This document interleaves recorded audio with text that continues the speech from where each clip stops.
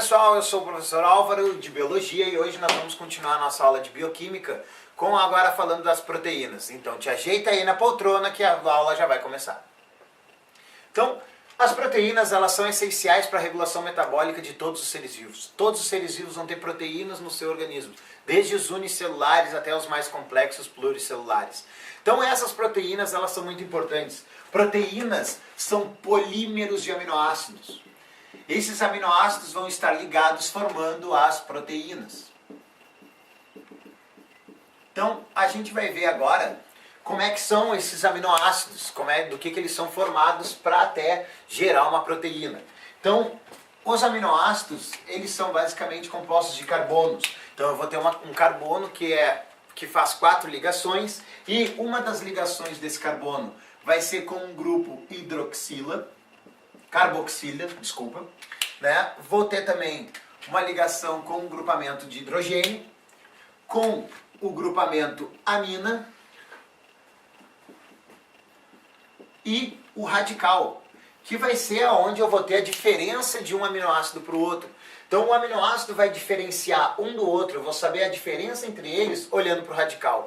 Todas as outras partes são iguais em todos os aminoácidos. O que vai mudar é o radical. Então, essa composição do aminoácido vai se ligar a outro aminoácido para formar uma proteína. Como é que esses aminoácidos são ligados? Então eu vou desenhar um outro aminoácido aqui, tá? Grupamento amina.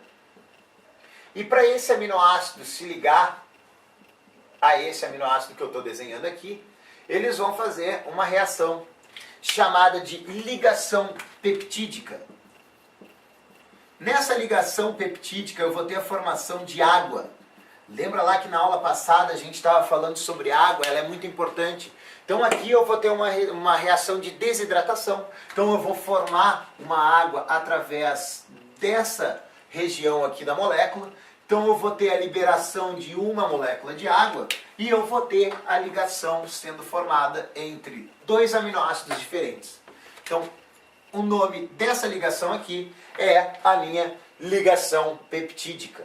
Tá? E aí eu estou juntando um aminoácido no outro. As proteínas são produzidas pelo nosso organismo. Então, para nós produzirmos proteínas, nós temos que produzir os aminoácidos. Esses aminoácidos a gente pode classificar eles de 2 formas. Como eles sendo essenciais ou não essenciais. Esses aminoácidos a gente vai poder facilmente diferenciá-los. Os aminoácidos essenciais são aqueles que o nosso organismo não produz. Então, se a gente não produz esse aminoácido, a gente não vai ter como ter acesso a ele, apenas pela dieta. Então, a gente só vai conseguir esses aminoácidos essenciais pela dieta, pela alimentação. E aí eu vou conseguir ter acesso a esse aminoácido para produzir proteínas no meu organismo. Se esse aminoácido é classificado como não essencial, é o que o meu organismo produz. Tá? Então vamos escrever aqui. E aí eu tenho essa diferença entre os aminoácidos. Os que eu vou conseguir só pela dieta, só pela alimentação, e os não essenciais, aqueles que eu produzo naturalmente no meu organismo. Então a gente vai ver mais à frente que lá dentro da célula eu tenho uma organela específica para a produção de proteínas, e lá a gente vai ter então esses aminoácidos participando da produção de proteínas. Tá legal? Então vamos falar um pouquinho agora das funções dessas minhas proteínas. As proteínas vão ter várias funções diferentes no meu organismo. Elas vão estar principalmente fazendo parte do meu organismo. Então eu vou ter essas proteínas chamadas de estruturais. Tá? Então primeiramente vamos falar das proteínas estruturais, que são aquelas que vão compor o meu organismo. Então eu tenho proteínas que estão, por exemplo, no meu cabelo, na unha.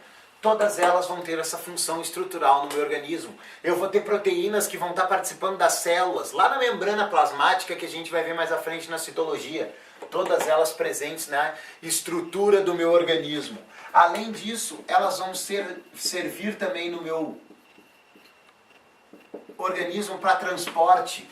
Então eu tenho, por exemplo, a hemoglobina, que vai transportar oxigênio dentro do meu organismo, lá no sangue.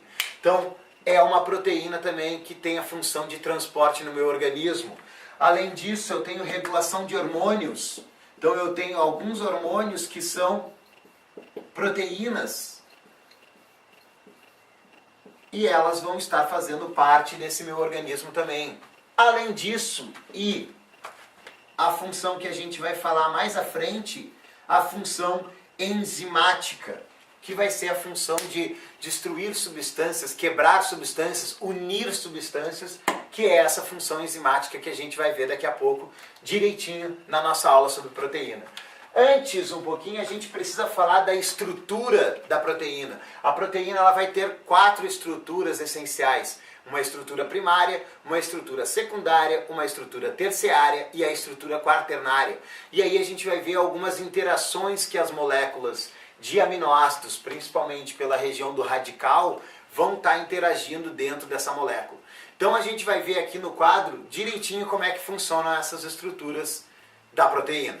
Xablenga! Aqui apareceu a TV. Então a gente vai olhar agora todas as estruturas da proteína que eu estava te falando. A estrutura primária, olha aqui, ó, eu tenho um aminoácido ligadinho do lado do outro. Essa estrutura primária ela é bem simples na formação da proteína. Eu tenho uma estrutura secundária, que daí aqueles radicais lá que eu te falei do aminoácido vão estar interagindo entre eles, eles vão ter polos, e aí vai existir interação entre esses aminoácidos, que vai formar essa forma helicoidal da proteína. Uma estrutura terciária, ela já é um pouco mais complexa, já é uma estrutura tridimensional da proteína. E aí eu vou ter outras interações ocorrendo entre os aminoácidos desta proteína. E por último, a estrutura quaternária, onde eu vou ter várias enzimas, várias proteínas que vão estar participando dessa estrutura quaternária. A estrutura quaternária, ela é específica de alguns grupos de proteínas. Exemplo clássico, a hemoglobina. A hemoglobina que está presente lá no nosso sangue, que eu te falei ali, serve para o transporte de oxigênio, ela vai se conformar, ela vai ter essa estrutura quaternária. E aí, essa estrutura da proteína vai auxiliar na função dela. Então, se eu tirar a estrutura da proteína, ela perde a função. Isso é muito importante, a gente já vai ver mais à frente o que é, como é que é o nome direitinho, quando uma proteína perder essa estrutura dela. Outra coisa bem importante, a hemoglobina, ela é responsável então por esse transporte de oxigênio no nosso organismo. Existe uma doença chamada de anemia falciforme. Ela é uma doença genética. Ai meu Deus, calma, a gente já vai ver genética. Mas ela é uma doença genética onde eu vou ter um problema na formação dos aminoácidos, na estrutura, na produção do meu aminoácido, e aí toda a proteína vai perder a função. Ela vai ter uma conformação, uma estrutura diferente, e aí eu vou chamar esses indivíduos de anemia falciforme. Ou seja, a hemoglobina vai ter uma outra estrutura, vai diminuir um pouquinho o transporte de oxigênio, vai ter um pouquinho de perda de função, mas ainda assim eles vão conseguir manter a função dessa proteína, que é o transporte de oxigênio. Então vamos voltar para a aula agora, que eu vou falar para ti de atividade enzimática. Ô pessoal, então voltando agora, que a gente já viu todas as estruturas da proteína, a gente vai falar um pouquinho da atividade enzimática. O que é uma enzima, o que é uma proteína com atividade de enzima? Ou seja, toda enzima é uma proteína, mas nem toda proteína vai ser uma enzima. Algumas terão essa função enzimática. Então vamos ver como é que funciona essa atividade enzimática. Uma enzima, ela vai servir para alterar substratos. Ela vai ativar determinados substratos, podendo alterar a função ou a forma desse substrato, fazer ligações de substâncias, ligações de moléculas através dessa enzima. Então nós vamos desenhar aqui a enzima e vamos ver como é que funciona essa enzima naquele substrato que a gente desenhou aqui. Lembrando, pessoal, a enzima ela vai ser específica para determinado substrato. Tanto que eu desenhei aqui ó, nas forminhas dos substratos que eu desenhei aqui. Então ela vai ter uma ação específica em determinado substrato. Então essa enzima ela vai fazer o que? Ela vai se ligar ao substrato. Então vamos desenhar aqui de novo. Ela vai se ligar ao substrato e vai alterar a forma daquele substrato ali. Então a gente chama essa forma de ligação aqui do substrato com a enzima de chave fechadura, ou seja, a especificidade, difícil de falar isso, né? A especificidade que eu tenho de uma enzima com o substrato. No fim dessa ação enzimática, aqui eu estou tendo ação enzimática, a enzima atuando sobre o substrato. No fim, o que vai acontecer? Eu vou ter a ligação daquele substrato ali, a alteração do meu substrato, ao fim da ação enzimática. Então a enzima é desligada, ela pode ser mantida no meio e ela vai continuar atuando sobre outro substrato ali, mas sempre um substrato específico. Tá? Então a nossa enzima ela vai trabalhar dessa forma, alterando o substrato, fazendo ligações de substância ou até mesmo quebrando substância. A gente vai ver mais à frente que existem enzimas com essa função de quebrar a substância. Com isso, com essa ação enzimática, a gente consegue ver que eu tenho fatores que podem alterar a função dessa minha enzima. E aí os fatores que alteram essa ação da enzima são dois bem importantes. Um deles, a temperatura. Então a temperatura ela vai poder alterar ou mudar a forma de atuação da enzima.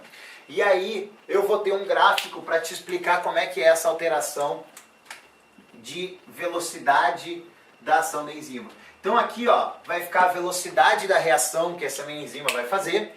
E aqui a alteração da temperatura no meio.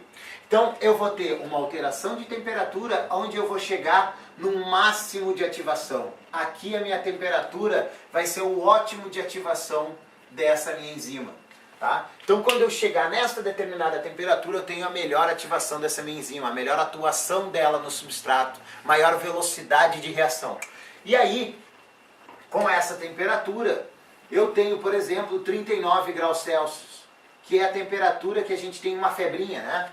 Então, por que a gente tem essa febre? Para que as nossas enzimas consigam ter a melhor ativação para combater micro-organismos que estão ali no nosso organismo nos fazendo mal. Então essa é a função de eu ter uma temperatura ótima de ativação. Por isso que a gente vai ter febre, por exemplo, para que eu possa combater melhor aqueles micro-organismos que estão no meu organismo. Tá? Então a temperatura vai ser um fator que vai alterar a função dessa minha enzima. Se eu aumentar muito a temperatura, tá, dessa minha enzima ou do meio onde a enzima está agindo, pode ocorrer um processo chamado de desnaturação. O que é a desnaturação de uma proteína? É quando eu tiver um fator que vai alterar a função dessa proteína, mexendo na sua estrutura. Então quando eu desnaturar uma proteína, ela vai ter a perda da função. Ela vai perder função no organismo. Por quê? Porque ela perdeu a estrutura. Tá? Então, se eu alterar a estrutura de uma proteína, de uma enzima, ela vai perder a função dela.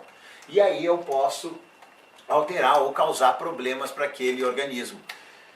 Um exemplo clássico de desnaturação é o ovo. Se tu pegar o ovo cru ali, como tu vê na caixinha, pega ele, joga no chão, quebra, vai fazer uma sujeira do infeliz.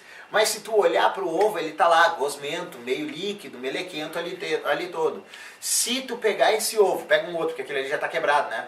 Joga ele lá numa água fervendo, cozinha aquele ovo, no fim tu vai pegar ele e vai ver que tá todo duro, né? Aquela meleca agora tá toda dura. Por quê? Porque tu desnaturou as proteínas do ovo. Basicamente o ovo é proteína e alguns lipídios, umas gorduras. Então essa proteína aí foi desnaturada, tu alterou a estrutura dela e ela acabou de perder a função. Tá? Isso é um exemplo clássico de desnaturação de proteína.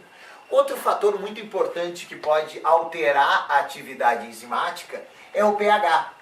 Né? O pH, que vai ser aquela concentração de hidrogênios lá dentro do teu organismo, que vai deixar o teu organismo mais ácido, ou meio mais ácido ou mais básico. Esse pH vai ser importante também para alterar a função da enzima. Então eu vou desenhar aqui novamente o gráfico e vou mostrar a alteração desse pH na ação de algumas enzimas, principalmente enzimas que são do nosso trato digestivo. Tá? Então olha aqui vai estar a velocidade de ativação da enzima, das reações que a enzima está fazendo, e aqui vai ser a concentração de pH. Tá? Então a concentração de pH que vai variar de 0 a 14, né? Onde eu tenho 3 pontos aqui que eu vou te explicar sobre a ativação de enzima. Então, um pH que está muito ácido, um pH básico e um pH um pH ácido, pH neutro, que é o pH 7, e o pH 9 ali, que vai ser um pH muito básico. Então, se eu pegar determinadas enzimas no pH ácido, ela vai ter um ótimo de ativação nesse meu pH ácido aqui, tá?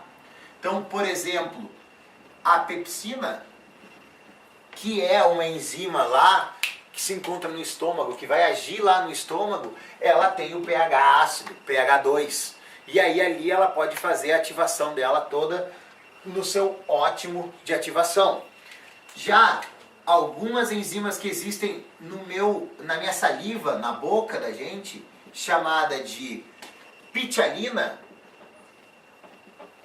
ela vai ter um pH neutro, pH 7, e aí ela vai ter o ótimo de ativação dela neste pH. E por último, uma enzima que vai ter o pH básico, que é a tripsina, que vai ser uma enzima lá do teu intestino, que também vai estar no teu trato digestivo. Então, essas 3 enzimas vão variar o seu ótimo de ativação de acordo com o pH. Se eu colocar uma pepsina num pH muito básico, o que vai acontecer com ela? Ela vai desnaturar. Então, isso daqui é muito importante. 2 fatores bem importantes que vão alterar a ação de enzimas dentro do organismo. Então, com isso a gente fecha todo o nosso assunto sobre proteína. Lembrando, toda a enzima é uma proteína, mas nem toda proteína tem ação enzimática. Presta atenção nisso daí. Foi um prazer imenso, uma satisfação medonha, uma hemorragia de prazer e até a próxima aula.